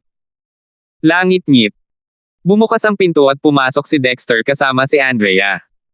Naupo si Andrea sa tabi niya at nagtanong, Sheena, anong nangyari? Bakit ka sumigaw ng buong lakas? Tinakot mo ang lahat. Ano nga ba ang nangyayari? Sister Andrea, Ethan ay patay na. Nanginginig ang mga labi ni Sheena kasabay ng pagpatak ng mga luha. Nanginginig si Dexter sa hindi makapaniwalang boses, Sheena, anong sinasabi mo? Kasal siya kay Edifice Lord Chu at isang sect leader. Dapat masaya siya ngayon, hindi. Naluha ang mga mata ni Andrea at ang kanyang puso ay biglang bumilis.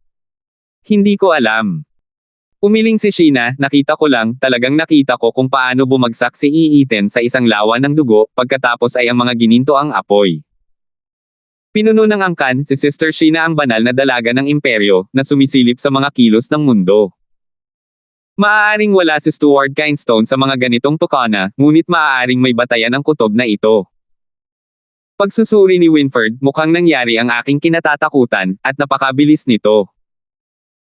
Iwinaksi ni Dexter ang kanyang kamay at sumigaw, "Guard, magpadala kayo ng especially iya sa Demon Scheming Sect para mahuli sila. Magulat kayo agad." "Opo, Ginoo." Isang sigaw ang narinig mula sa labas ng pinto. 782. Kumatok. Sa isang madilim na silid, na may iilang ilaw na nakaayos, ang mukha ng mataas na kagalang-galang ay naaninag habang siya ay nakaupo nang nakakross ang mga paa. Isang mabigat na boses ang nagmula sa labas, na pumutol sa kanyang katahimikan, "Sino iyon?" "Guro, ako po ito. Naparito ako upang magbigay pugay." Isang pamilyar na boses ang nagsalita ng may paggalang. Nagsalita si Elder Yuan, "Wilson, matagal mo nang hindi ginagawa yan, kaya ano ang nagtulak sa iyo na gawin ulit yan?" "Hahaha, hindi naman ganoon kataka-taka, Panginoon." Nagsalita si Wilson, "Ako ay isang pinuno ng sekta sa lahat ng oras na ito, sumusunod sa mga pamantayan ng sekta at hindi ko maibigay ang anumang paggalang sa aking Panginoon. Ngayon na bumaba na ako sa pwesto at malaya na ako, syempre kailangan kong bumawi sa lahat ng mga taon na iyon." Nakaramdam ng pagdududa si Elder Yuan sa loob, ngunit lumambot ito sa huli. Dahil sa kagustuhang balikan ang mga sandaling iyon kasama ang kanyang disipulo, binuksan niya ang selyo ng pinto, "Pumasok ka." Itinulak pabukas ang mabigat na pintong bato at pumasok si Wilson nang nakangiti. Lumuhad siya at yumuko ng 3 beses. "Guro, naparito ako upang magbigay pugay."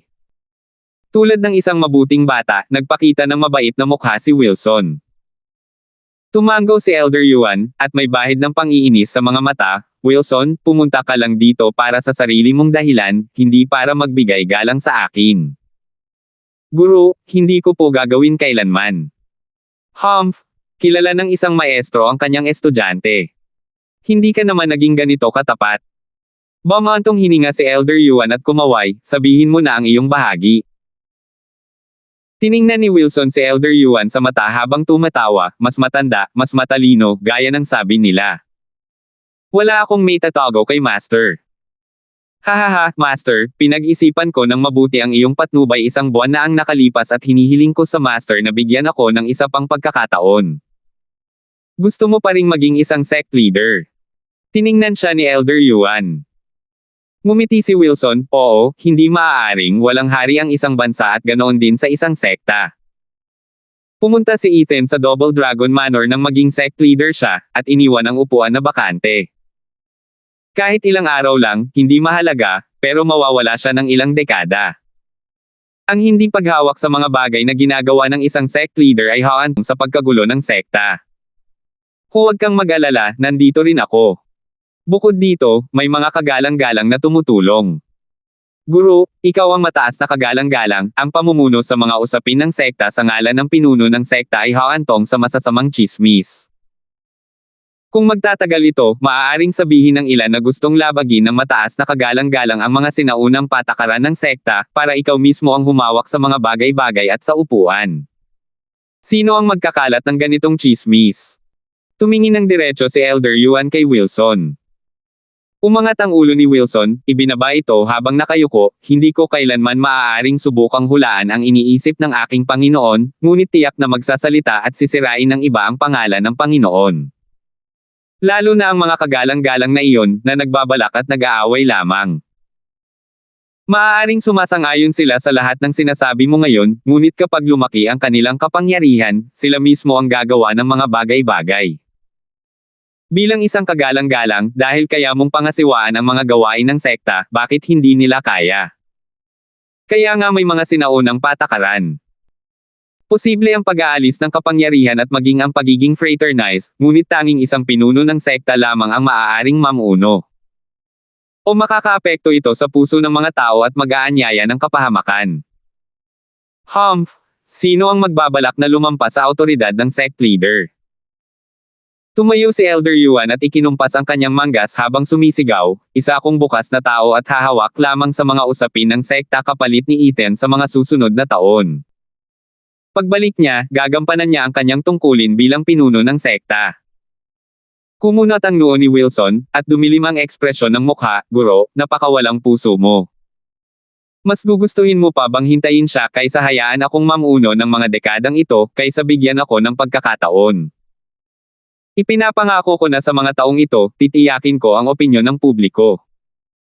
Kapag bumalik na siya, walang susunod sa kanya. Ipaalam sa lahat na iisa lang ang pinuno ng sekta, si Wilson. Wilson, nakikita ko na ngayon na hindi mo pinag-isipan ang sinabi ko sa iyo. Malungkot na umiling si Elder Yuan, ang opinyon ng publiko ay isa lamang pamamaraan, habang ang mahalaga ay karunungan. Iyan ang nagtutulak sa mga tao na sumunod sa iyo. Kung wala ito, maaaring makuha mo ang kanilang mga puso sa maikling panahon, ngunit agad din silang maglalaho kalaunan. Kapag naunawaan mo na ang kahulugan ng Tao, kapag nahanap mo na ang iyong landas, saka natin pag-uusapan ang posisyon ng pinuno ng sekta.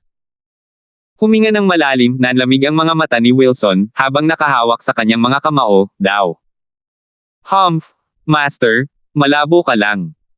Sino ang makakaintindi ng mga hindi kapani-paniwalang bagay na ito? Ginagamit mo lang ito bilang dahilan para pigilan ako sa pagiging isang sect leader. Dahan-daang tumalikod, hindi na siya tiningnan ni Elder Yuan. Bumantong hininga siya sa pagkadismaya. Guro, pinapalayas mo ako. Nagsusumikap ako ng husto rito, pero ikaw. Nanigas si Wilson at pumutok ang kanyang mga nakakuyom na kamao. Pagkatapos ay may bahid ng uhaw sa dugo ang lumitaw sa kanyang mga mata. Gumawa siya ng isang kuko gamit ang kanyang kamay at hinaampas ang baywang ni Elder Yuan, mataas na malalim na ranggo ng martial art, Flood Dragon Claw. Whoosh! Dumating ang maitim na kuko ni Wilson bago pa man dumating si Elder Yuan. Galit na galit si Elder Yuan. Hindi niya inakalang magkakaroon ng lakas ng loob ang kanyang disipulo na patayin ang kanyang Panginoon. Inilabas din ni Elder Yuan ang kanyang kapangyarihan, ang kanyang mabigat na kapangyarihan ay dumiin kay Wilson, na nagpahinto sa kuko sa paghakbang nito. Iwinasiwas ni Elder Yuan ang kanyang kamay at hinawakan ang braso nito para itulak siya palabas. Boom! Nontog si Wilson sa pader na parang isang manika bago bumagsak sa lupa. Umubo siya ng maraming dugo. Wilson, baliw ka. Ako ang amo mo pero ang lakas ng loob mong itaas ang kamay mo. Nakakuyom ang mga kamao ni Elder Yuan at namumula sa galit ang mga mata. Ngumiti si Wilson ng may pagkaloko at pangungutya, guro. Pinalayas mo ako sa pwesto bilang sect leader at ang lakas ng loob mong tawagin ang sarili mong Panginoon. Nanginginig ang mukha ni Elder Yuan, ang kanyang puso ay nababalot ng kalungkutan. Isang berdeng liwanag ang bumalot sa madilim na silid. Napangisi si Wilson, Impermanence 5, sa wakas ay lumabas ka na. Kawawang bodyguard ka. Paano kung nasaktan ko ang High Venerable? Walang sino man sa sekta ang makakahigit sa kapangyarihan ng mataas na kagalang-galang. Hindi mo siya maaaring saktan. Ang tungkulin lamang natin ay pigilan ang isang pagtambang at guluhin ang cultivation ng mataas na kagalang-galang. Nagmula ang berdeng liwanag sa boses ni Elder Shi, dahil ikaw ang guro at disipulo, hindi kami dapat makialam, pero sect leader Graham, kailangan mong maintindihan, hindi ka kailanman inapi ng mataas na kagalang-galang. Perpekto niyang nahawakan ang usapin ng posisyon bilang sect leader. O talagang iniisip mo na mabubuhay ka kung si Ethan ang magsimula ng away? Pinunasan ni Wilson ang dugo sa kanyang bibig at tumango, tama ka at alam ko iyon. Kaya nga binigyan ko siya ng huling pagkakataon para magbago ang isip niya, tulungan akong makaupo muli habang wala si Ethan. Gayunpaman, pinalayas niya ako. Hindi ko kasalanan dito. Bukod pa rito, dahil hindi ko siya pinatay gamit ang aking suntok, maaari mo itong ituring na kabayaran sa kanyang pabor sa pagliligtas sa akin. Nawala ka na talaga sa sarili mo. Wilson, sa tingin mo ba talaga ay kaya mo akong saktan? Sumigaw si Elder Yuan, Impermanence 5, arestuhin si Wilson. Opo, Ginoo. Tumango ang mga matatanda at nagbigay ng senadoryos. Kumislap ang berdeng liwanag at nagpadala ng berdeng ilaw kay Wilson at sa paligid niya. May masamang kislap sa kanyang mga mata, nanunuya si Wilson, hindi man lang ito pinansin, hahaha, nawala ba? Shingan, huwag mong isipin na ikaw ang pinakamalakas sa Demon Scheming Sect na hindi ka mahahawakan. Maaari kitang patayin noon, pero hindi ko ginawa para masira ang ugnayan natin. Wala na tayong utang sa isa't isa ngayon. Tingnan mo. Inalog ni Wilson ang kanyang braso at kumislap ang singsing na nasa kanyang kamay. Isang makapangyarihang kapangyarihan ang sumabog mula sa loob at tumama sa vicissitude domain. Boom! Nanginig ang berdeng liwanag at walang bakas ng dugo sa ubo ang Impermanence 5. Sino ang may gawa nito? Sigaw ni Elder Shi. Isang Hajijek ang pumasok sa kanilang mga tainga, talagang kakaiba ang Impermanence 5 nanograms Demon Scheming Sect. Humihinga ka pa rin at ang domain mo lang ang nasira kahit na dumanas ng lakas ng isang Soul Harmony stage. Whoosh! Isang kulay abong figure ng isang lalaking nasa katanghaliang gulang ang lumitaw sa harap ni Elder Yuan. Napasinghap si Elder Yuan sa gulat, ang pinuno ng sekta ng Heaven Trailing Sect, si Erickson. Hahaha, ako nga to. Humarap si Erickson sa singsing ni Wilson, matalinong gamitin ang singsing para sa isang pagtambang. Paano mo naisip yan, Sect Leader Graham? Bahagyang yumuko si Wilson, natutunan ko lang ito mula sa isang walang hiyang traidor. Hindi ko inakalang gagana ito para dalhin ka ng ganoon kadali sa harap ng mataas na kagalang-galang. Mataas na kagalang-galang, naniniwala ka na ba sa akin? Humarap si Wilson kay Elder Yuan ng nakangiti, kung hindi ako ang bumangga sa iyo kanina, kundi si Sect Leader Ren mula sa ring, sana ay namatay ka na sa halip na mang-aral sa akin. Nanginginig ang balbas ni Elder Yuan habang nagngangalit ang kanyang mga ngipin. Kaya ko sinabing nagayos ako sa'yo dahil disipulo mo ako, hahaha broken bar, natatawang sabi ni Wilson. 783. Bakit? Sumimangot si High Venerable kay Erickson, bilang pinuno ng sect ng Heaven Trailing Sect, ang pinuno ng 3 Guardian Sect ng Imperyo, paano ka makakapanig sa matigas ang ulong disipulong ito at papasok sa sect ko para gawin ang kasuklam-suklam na bagay na ito? Ikinumpas ni Erickson ang kanyang kamay na may paghamak, nako, hindi, mataas na kagalang-galang, nagkakamali ka ng pagkakaintindi. Ang matigas ang ulong disipulong iyon ay isang mahusay na pinuno ng sekta. Tinanggap ko lang ang imbitasyon ng pinuno ng sekta na tulungan siyang ayusin ang kaguluhan. Anong kaguluhan? Hindi nagtagal ay napagtanto ni Elder Yuan habang pinapanood niya ang mapanlinlang na mga ngiti ng dalawa, naiintindihan ko. Iniisip ko kung paano makakapaglakas loob ang Heaven Trailing Sect na makialam sa Demon Scheming Sect nang hindi natatakot sa Double Dragon Manor. Heaven Trailing Sect, handa na ang inyong dalawa sa inyong dahilan. Gamit ang pag-aayos ng kaguluhan upang maalis ang kalaban at maiupo siya sa kanyang upuan. Nakangiting tumango si Erickson, matalino talaga ang High Venerable, ang bilis makaisip. Pero hindi mo dapat sabihin yan. Tutal, mabubuting cultivator naman kami at ang pagtawag sa amin ng ganito ay makakasira sa pangalan namin. Humph, oo, ang Heaven Trailing Sect ay napakamatuwid. Napakurap si Elder Yuan at nagngalit ang kanyang mga ngipin, saka humarap kay Wilson, nakipagsabuatan ka sa ibang sekta para ipahiya ang iyong mga ninuno at Panginoon.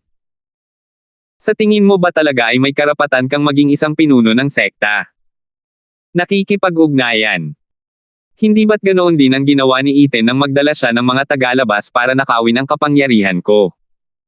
Bakit pa kumampi sa kanya at dinuraan ako? Nagdala si Ethan ng sarili niyang mga tauhan at hindi kinuha ang sekta. Pero pinapunta ninyo rito ang Heaven Trailing Sect. Ano nga ba ang ibinayad ninyo para dito? Sigaw ni Elder Yuan. Naikuyom ni Wilson ang kanyang mga kamao ngunit hindi nagsalita. Ngumiti si Erickson, sasagutin ko iyan. Para matulungan si Sect Leader Graham na mabawi ang kanyang pwesto, ang aking Heaven Trailing Sect ay mag-aalok ng suporta nito sa mababang presyo na 5,000 sagradong bato. Walang gusto ang Mystical Heaven Sect, masaya na lang sa paghihiganti sa pamamagitan ng pagpatay sa lahat ng Samire sa kanyang sekta. Ano? Nanginginig si Elder Yuan, habang nakatingin kay Wilson nang hindi makapaniwala, ibinigay mo talaga ang kalahati ng mga gantimpala ng Double Dragon Gathering sa isang tagalabas at dinala mo pa ang ating kaaway para patayin tayo. Habang nag-uusap sila, may mga sigawan at sigaw ng digmaan na nagmumula sa labas. Galit na galit si Elder Yuan. Alam niyang may traidor ang sekta na nakikipagtulungan sa mga tagalabas para humantong sa pagkawasak ng sekta. Maaaring hindi na ito kailanman makakabangon mula rito.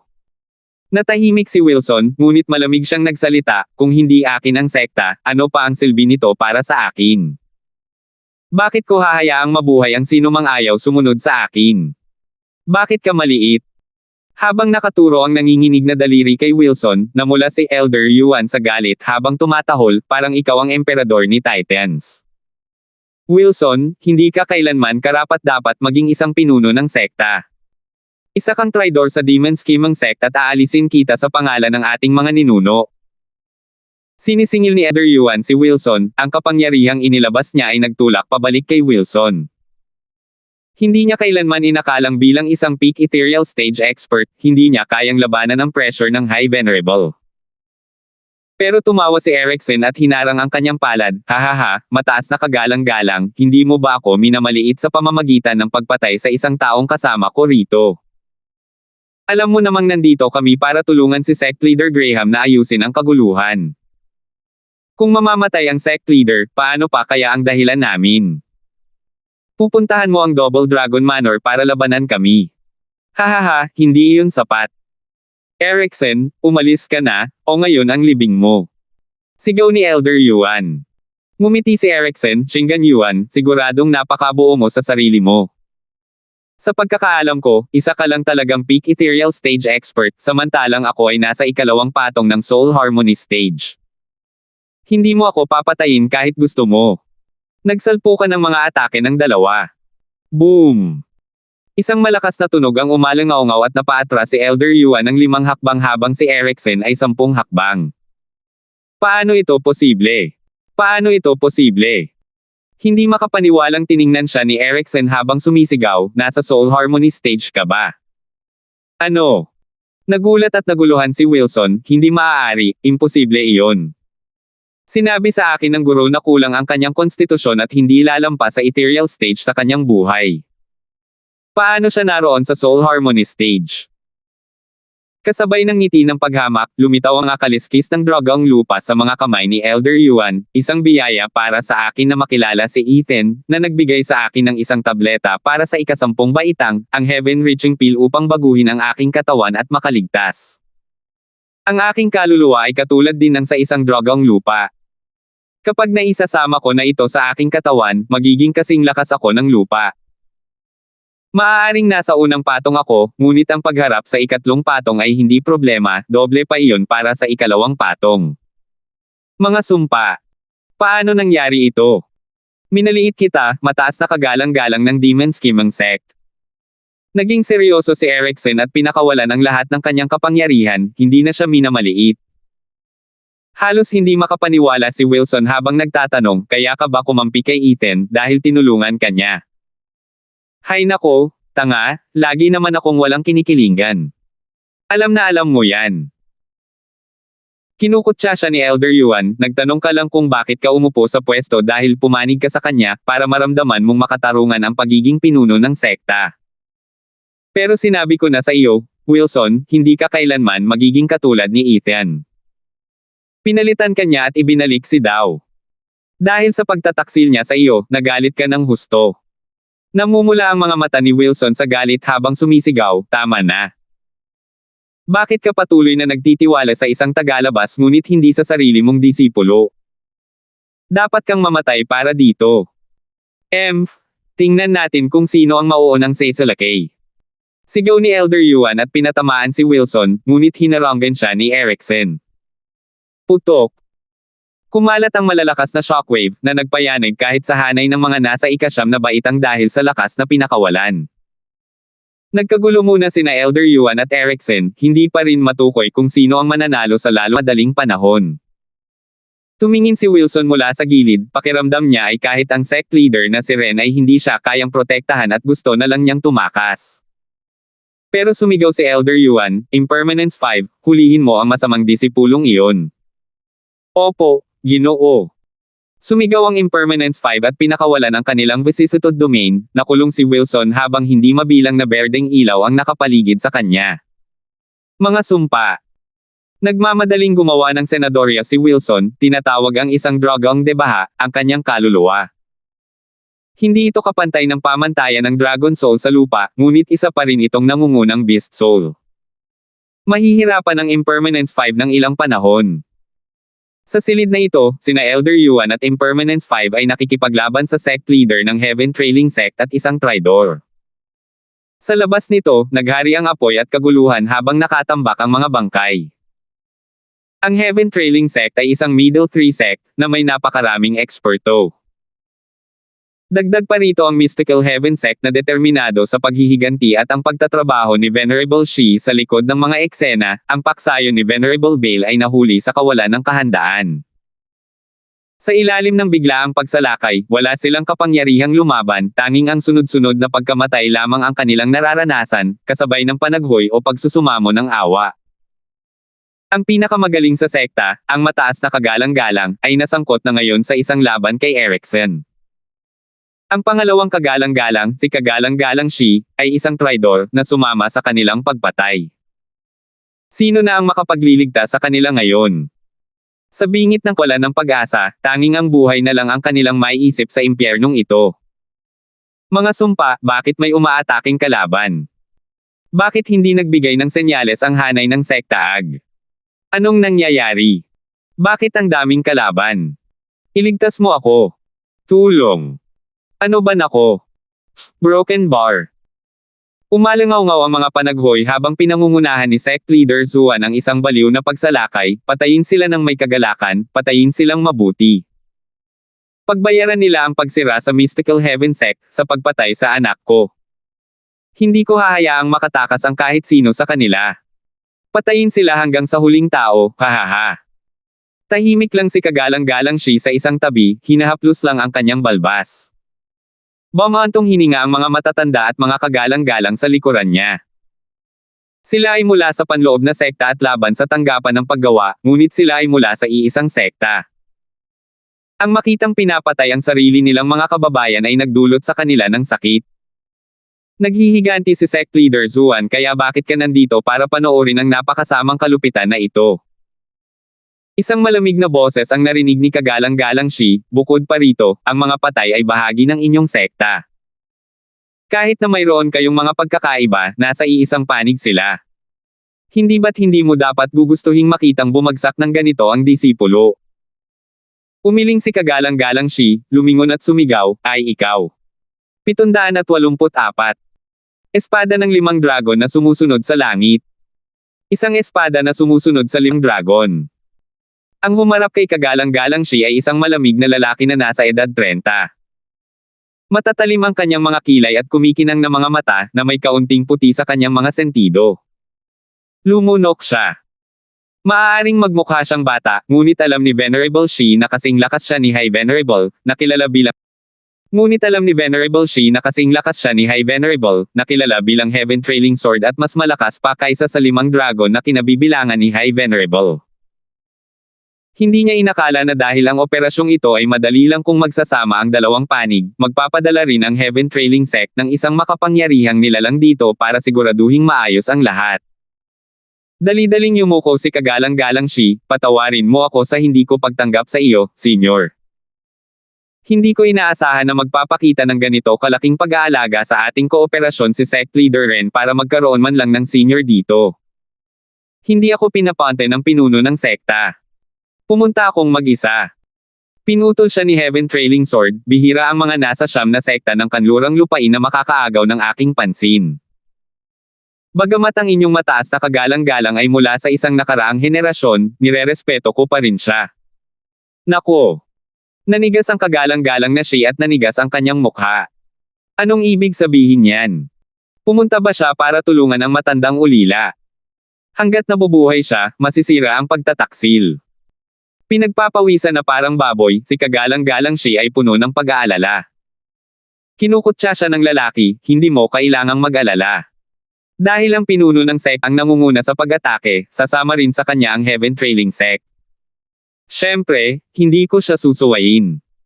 Pumunta lang ako para makita siya bago siya mamatay. Pagkatapos ay nagpakita siya ng malungkot na tingin at nagtanong, siya nga pala, nabalitaan kung dumating ang sect leader para labanan siya. Nasaan siya? Sa silid sa gilid ng main hall. Pumunta ka ng 1 milya pasulong at makikita mo ito sa iyong tabi. Huminga ng malalim si Kagalang-galang Shi at ginabayan siya. Tumango ang lalaki at lumipad palayo, ngunit sinabi muna niya ang huling sinabi niya, sige, hindi mo pa rin nasasagot ang tanong ko. Ano ang masasabi mo sa nakikita mong pagpatay sa kapwa mo? Ano? Nawala ng masabi si kagalang-galang Shi. Tumawa ang lalaki at nanukso, dati may mga lalaki sa Demon Scheming Sect, pero mula ngayon, wala na. Wala na ang lalaki. Kagalang-galang na Shi, sino ang lalaking iyon? Masyado siyang mayabang. Napabuntong hininga ang isang elder, gustong makipag-ayos sa kanya, malinaw na kinukutya niya tayo. Maaaring taga-Heaven Trailing Sect siya pero masyado siyang mayabang. Nagtutulungan na tayo ngayon, pero kahit si sect leader rin ay hindi tayo binaliwala. Lahat ay makikinabang dito. Itikom mo ang bibig mo. Tinitigan siya ni Venerable Shi at bumantong hininga, kahit sa Heaven Trailing Sect, ang lalaking iyon ay isang ganap na pag-iral, nasa ilalim lamang ng sect leader. Katulad lang siya ng ating High Venerable, kung hindi man mas kahanga-hanga pa. Hindi makapaniwala ang lalaki, ang ibig mong sabihin Broken Bar. Oo, siya ang High Venerable ng Heaven Trailing Sect, ang Heaven Trailing Sword na si Yunshan. Bumantong hininga si kagalang-galang Shi, kung iisipin noong ang Heaven Trailing Sect ay isang lower 3 sect pa lamang, siya lamang ang nagpataas ng sect sa isang middle 3 sect sa Double Dragon Gathering, na nagpatibay sa posisyon ng sect. Nang taong iyon, siya lamang ang pumasok sa Double Dragon Manor. Isa siyang halimaw tulad ni Ethan ngayon. Napabuntong hininga ang matanda, hindi ko inakalang ipapadala pa siya ng Heaven Trailing Sect. Sobra na. Ang lakas natin ay sobra pa sa sapat, bakit? Bingi ka ba? Hindi mo ba narinig na siya mismo ang dumating? Bumantong hininga si kagalang-galang Shi, iginagalang ng mga bayani ang mga bayani. Magkaibigan sila ng kagalang-galang na kagalang-galang noon at ngayon ay pinapaante niya ito para paalisan siya. Tumango ang matanda at sumimangot, basta't hindi niya siya tutulungan. Relax ka lang, ang Heaven Trailing Sword ang pinakatapat sa kanyang sekta. Dahil ang Heaven Trailing Sect ay nakikipagtulungan sa amin, ang High Venerable ang kanilang kaaway. Ang katotohanang dumating siya ay garantiya lamang ng aming tagumpay. Ngumisi ng masama, sinabi ni Venerable Shi, siguradong patay na ang High Venerable. Tumango ang iba, tanging si sect leader Zuan lamang ang hindi sila pinansin, nakatutok ang pansin sa pagpapakawala ng sakit at kamatayan. Nababaliw ang kanyang mga mata, patayin, hahaha. Simula nang mamatay ang kanyang anak, nawalan na ng saysay ang matandang kot, kahit ang Heaven Trailing Sword ay hindi pinansin. Itinuro ni kagalang-galang Shi at ang iba naman ay ngumisi sa baliw na lalaki. Samantala, sa silid, patuloy na kumakalat ang malalakas na alon na yumanig sa silid. Sa isa pang pagabog, muntik nang gumuho ang harang. Matindi ang naging laban ni na Elder Yuan at Erickson, sa bawat suntok at sipa ay sapat na para mapunit ang espasyo at masira ang lahat. Dahil sa ganitong kapangyarihan, nayanig din ang Impermanence 5, Vicissitude Domain at nahirapan silang panatilihin ito. Nagpapanik si Wilson sa gilid dahil nakikita niyang nadudulas si sect leader Ren. Kung hindi siya aalis ngayon, mamamatay siya sa kamay ni Elder Yuan. Pumasok si Elder Yuan sa Soul Harmony stage at naging isang napakalakas na nilalang.